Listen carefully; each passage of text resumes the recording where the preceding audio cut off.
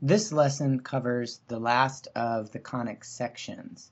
So you read that, you hear that, you may wonder, what is a conic section anyway? I never really defined that. Rather than trying to explain it to you, I'm going to refer you to a picture on page 453 of your textbook.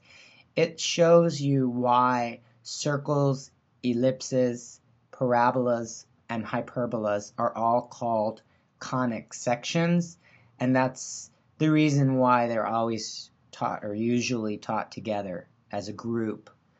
So again, look in your book and you'll see why they're called conic sections and why they're grouped together. Okay, oops, let me go back. So I also just want to orient you. There are 3 parts to this lesson. First, I'm going to give you the locus or definition of a hyperbola. Then I'm going to draw you a couple of pictures so you know what they look like.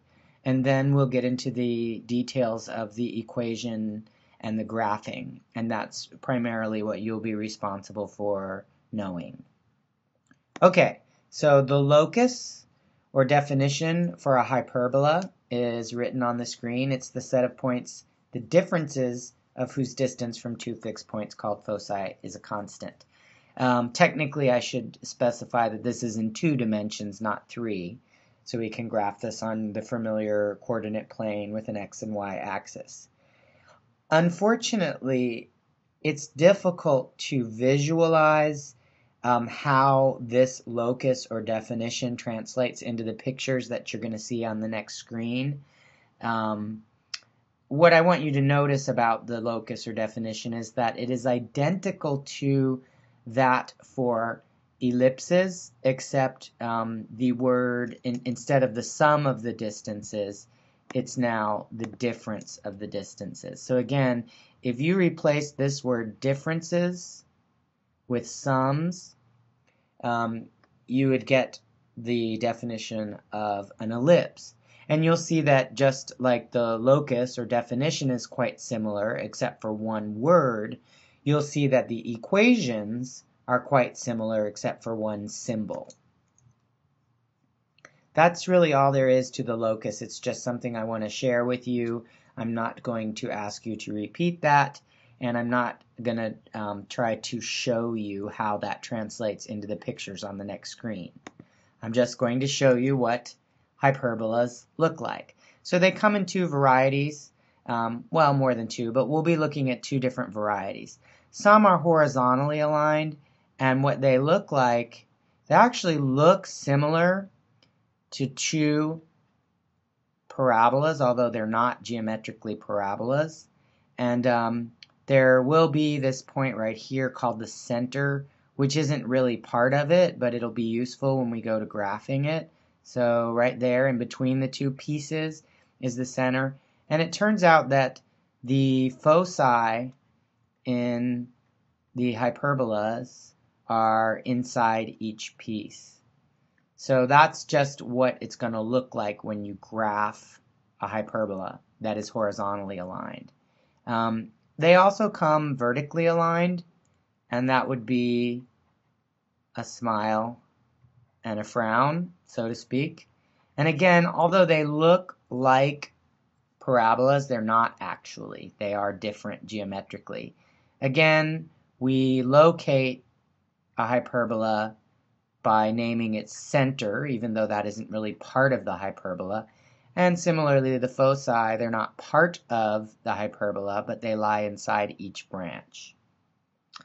You can, of course, have hyperbolas that are diagonally aligned, but we're not going to cover them in this course. They're quite a bit more complicated.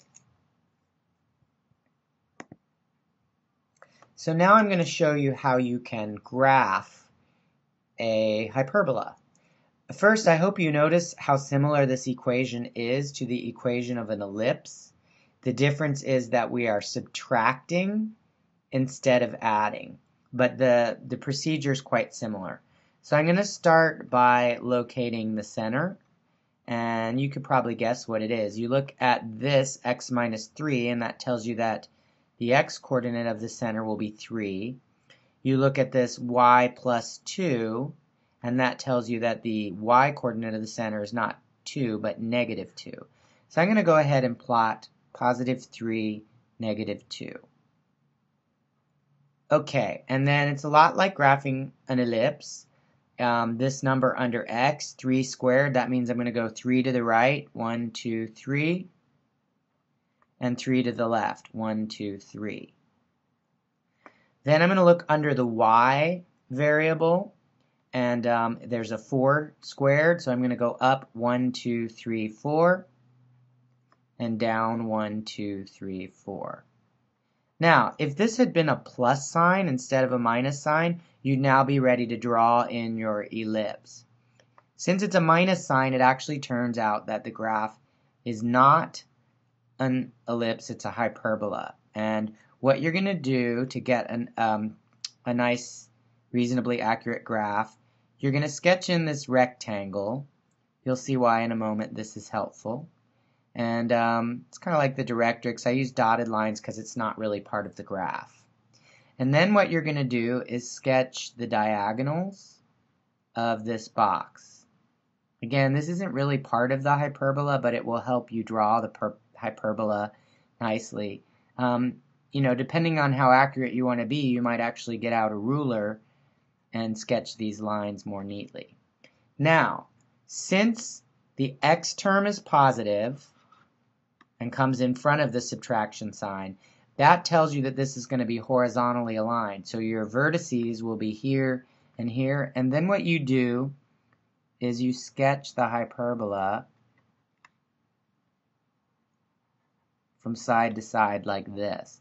And the diagonal lines that I drew that are dotted are called asymptotes, the singular being asymptote. Oops, sorry about that. Let me undo that.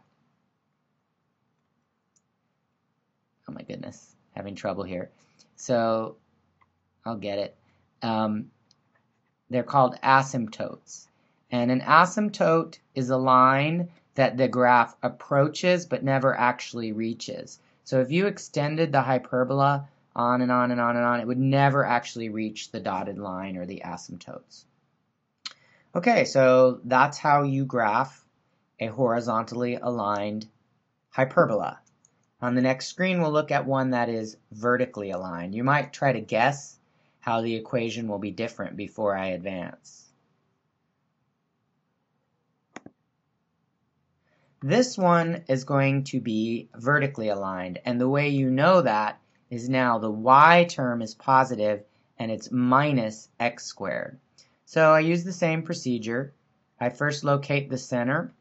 Well, be careful, look with the x coordinate first, or the x variable to get your x coordinate, and since there is no plus or minus, it's just 0. And here you look at the y variable, the plus 1 tells you negative 1. So the center of this one is 0, negative 1. And then I look under the x number, I see a 9, but remember that's 3 squared. So I actually want to take the square root of 9 and go 1, 2, 3 units to the right, 1, 2, 3 units to the left.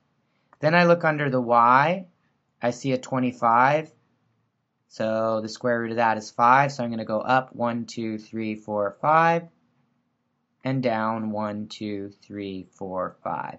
And if this were an ellipse with a plus sign, I'd draw the ellipse, but since there's a minus sign, it's a hyperbola. So I draw in my box with dotted lines so someone knows it's not actually the graph. And then 1, 2, 3, 4, 5. Is this even? 1, 2, yeah. And then I sketch in the asymptotes, which are the diagonals of the box. Okay, and then let's switch colors this time, so that you'll actually see the hyperbola stand out.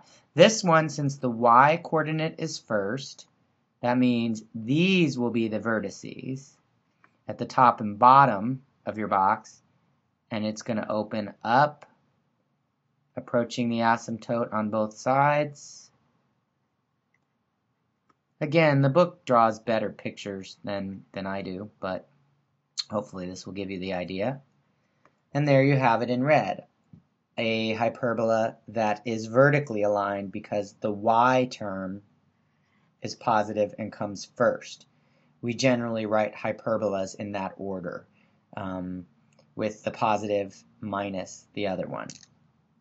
So, for your homework, I want you to graph two different hyperbolas. Please use graph paper so that your graphs will be reasonably neat.